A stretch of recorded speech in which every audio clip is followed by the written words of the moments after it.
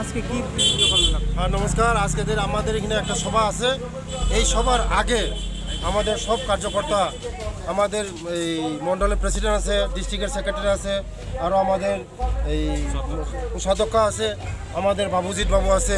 কিছুদিন আগে 2-3 দিন আগে সে 1600 ভোটার নিয়ে তীব্র মমতা ছেড়ে বিজেপি ছিল, পঞ্চায়েত মেম্বার আছে। সব কার্যকর্তারা নিয়ে আমরা এখন মানুষের আশীর্বাদ, দোকানে দোকানে গিয়ে বাজারে গিয়ে আশীর্বাদ আমরা চেয়েছি।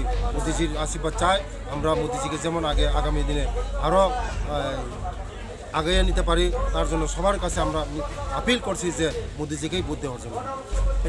কেমন ধরনের সাদা পেয়েছেন আপনি?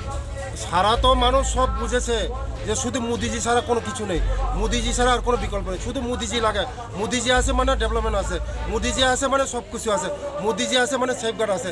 তার জন্যই মোদিজি আছে মানে আমাদের জনজাতির ভবিষ্যৎ আছে, মোদিজি আছে মানে আমাদের ভবিষ্যৎ আছে। তার জন্যই সবাই চায় মোদিজি মোদিজি মোদিজি। মানিকবাজারের জন্য কি আপনার আমরা সরকারের 23-এ আসার পর এই মানিক বাজার আমরা মাস্টার প্ল্যান করব। মাস্টার প্ল্যান করে আমরা এই বাজারটা আমরা আরও উন্নতি করব।